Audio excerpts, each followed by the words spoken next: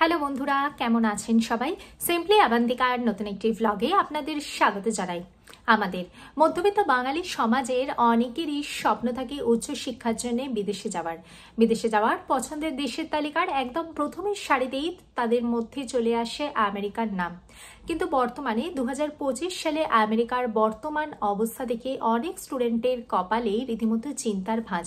বিশেষত যারা F1 visa বা স্টুডেন্ট ভিসা নিয়ে আমেরিকায় যাওয়ার জন্য বদ্ধপরিকর, যারা বহুদিন ধরে তার জন্য প্রিপারেশন করছেন, তাদের বর্তমান কি অবস্থা বা F1 ভিসার ভবিষ্যৎ কি, বা আমেরিকান স্টুডেন্টরা যারা আমেরিকাতে পড়াশোনা করছে তাদের চাকুরির বাজারের কেমন ভবিষ্যৎ, সেসব নিয়ে আজকের এই বিশেষ ভিডিওটা। তাই স্কিপ না করে পুরো ভিডিওটা আমার সাথে থাকুন। ভিডিওটি ভালো লাগলে লাইক করবেন, চ্যানেলটিকে সাবস্ক্রাইব করবেন।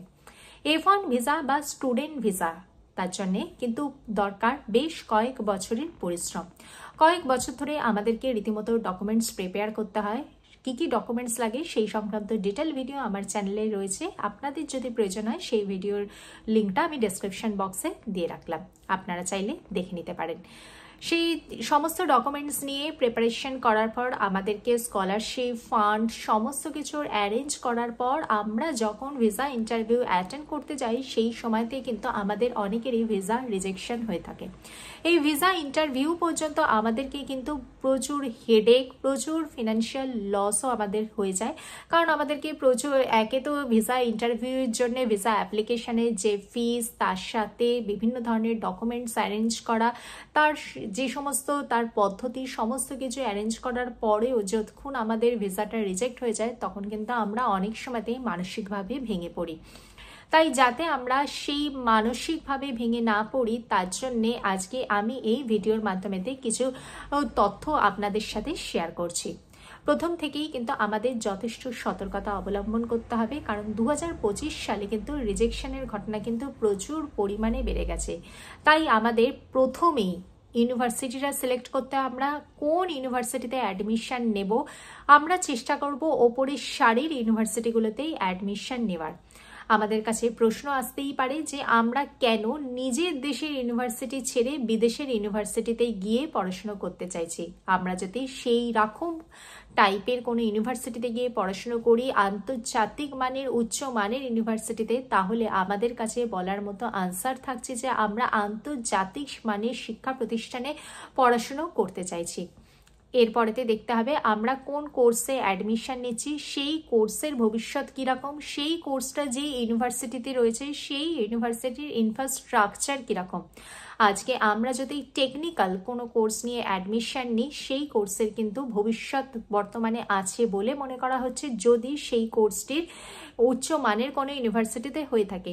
যদি আমরা টেকনিক্যাল কোনো কোর্স, যেমন ধরুন ডেটা সায়েন্স, কম্পিউটারের কোডিং, এইরকম টাইপের কোনো কোর্সে অ্যাডমিশন নিই, তাহলে কিন্তু সেই কোর্সের যথেষ্ট ভবিষ্যৎ আছে বলে মনে করা হচ্ছে।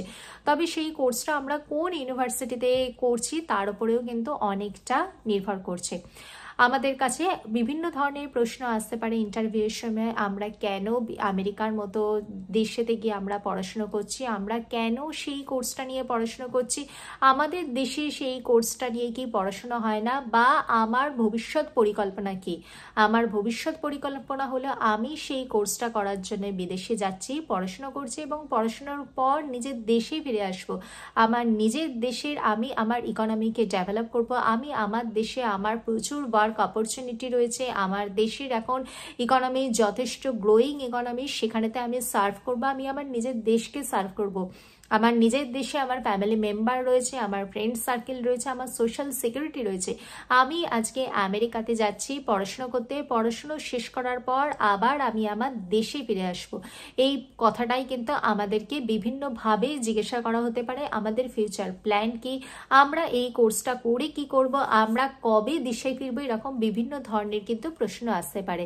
আমাদের ইন্টেনশনটা দেখতে চাওয়া হতে পারে। আমাদের একটাই ইন্টেনশন, আমরা পড়াশোনার জন্য বিদেশে যাচ্ছি, পড়াশোনা কমপ্লিট করার পর দেশে ফিরে আসবো। তাই পড়াশোনা যখন করতে যাচ্ছি তখন আমাদের প্রথমেই ভালো মানের ইউনিভার্সিটিতে অ্যাডমিশন নিতে হবে। ভালো মানের ইউনিভার্সিটিতে অ্যাডমিশন নেওয়ার জন্য আমাদেরকে সেইভাবে লাস্ট 2 বছর ধরে আমাদেরকে প্রিপেয়ার করতে হবে। আমাদেরকে জিআরই, টয়েফল এইগুলোতে ভালো মানের স্কোর নিয়ে আসতে হবে, তারপরে আমাদের ভালো মানের ইউনিভার্সিটিতে অ্যাডমিশন নিতে হবে। সেখানেতে কোনো ইন্ডাস্ট্রিতে যে কোর্সের ভবিষ্যৎ রয়েছে সেরকম কোনো কোর্সে অ্যাডমিশন নিতে হবে, তবেই কিন্তু আমাদের স্টুডেন্ট ভিসাটা এক চান্সে ক্লিয়ার হবে। স্টুডেন্ট ভিসা ক্লিয়ার হওয়ার পেছনে আরেকটি কারণে কিন্তু যেটি গুরুত্বপূর্ণ, সেটা হলো আমাদেরকে এই কোর্সটাতে ফিনান্সিয়ালি কে সাপোর্ট করছেন, আমাদেরকে যিনি কোর্সটা স্পন্সর করছেন তার সোর্স অফ ইনকাম কি, তার সমস্ত ডকুমেন্টস কিন্তু আমাদেরকে রেডি রাখতে হবে।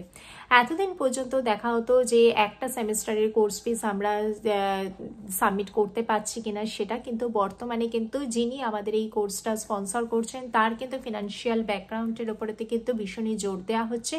কারণ এমন অনেক এক্সাম্পল দেখতে পাওয়া যায় যে বহু স্টুডেন্ট আমেরিকাতে যাওয়ার পরেতে তারা হয়তো অর্থনৈতিকভাবে সেরকম স্বাচ্ছন্দ্য তাদের না থাকার দরুন তারা হয়তো কোর্সটা কন্টিনিউ করতে পারে না, তারা বিভিন্ন ধরনের ক্যাশ জবেতে তারা ইনভলভ হয়ে যায়, বা তারা কোর্সটা ডিসকন্টিনিউ করে আমেরিকাতেই কিন্তু ইলিগালি ভাবে তারা কিন্তু বসবাস স্থাপন করে।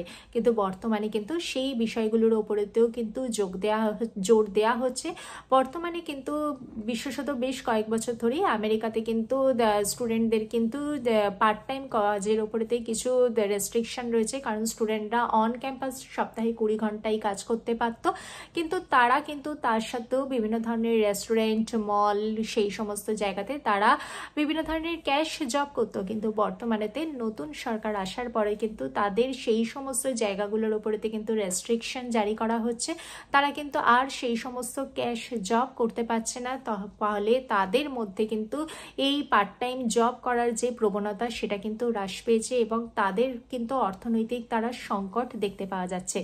পাশাপাশি আমেরিকাতে কিন্তু কাজের বাজারেও কিন্তু এখন একটু মন্দা দেখা দিচ্ছে। যারা ফ্রেশার বা যাদের ধরুন সেরকমভাবে তাদের কোয়ালিফিকেশানেতে একটু কম, বা যাদের ধরুন সেরকম ভালো মানের কোনো ইউনিভার্সিটিতে যারা পড়াশোনা করেনি, বা যারা ধরুন ইন্ডাস্ট্রি রিলেটেড কোনো টেকনিক্যাল ফিল্ড নিয়ে যারা পড়াশুনো করেনি, এরকম কিছু কিছু ক্ষেত্র নিয়ে যারা পড়াশুনো করেনি তাদের হয়তো জব পেতে কিছুটা সমস্যা দেখতে পাওয়া যাচ্ছে।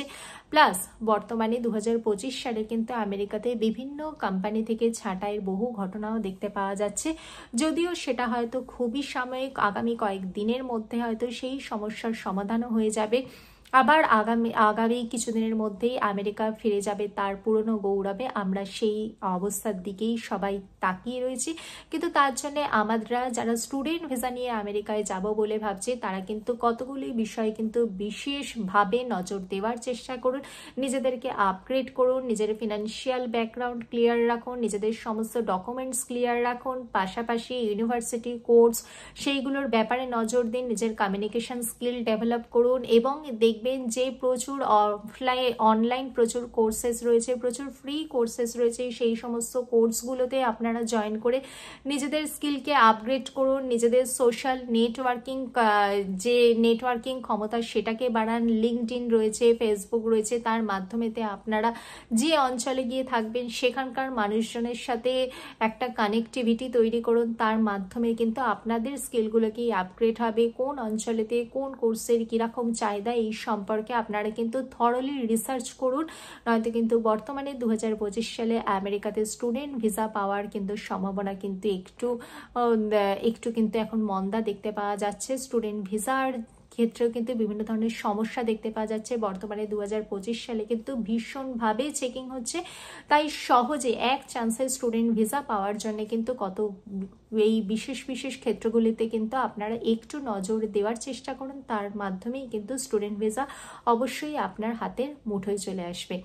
অবশ্যই বি পজিটিভ, থিঙ্ক পজিটিভ, সমস্ত দিক বিচার বিবেচনা করে আপনাকেই সিদ্ধান্ত নিতে হবে, কারণ আপনাকেই সেই নতুন দেশে গিয়ে আপনাকেই পড়াশোনা করে আপনাকেই নিজের কেরিয়ার সেটেল করতে হবে। ভিডিওটি ভালো লাগলে লাইক করবেন, চ্যানেলটিকে সাবস্ক্রাইব করবেন। দেখা হচ্ছে পরবর্তী ভিডিওতে। ভালো থাকবেন, সুস্থ থাকবেন, নমস্কার।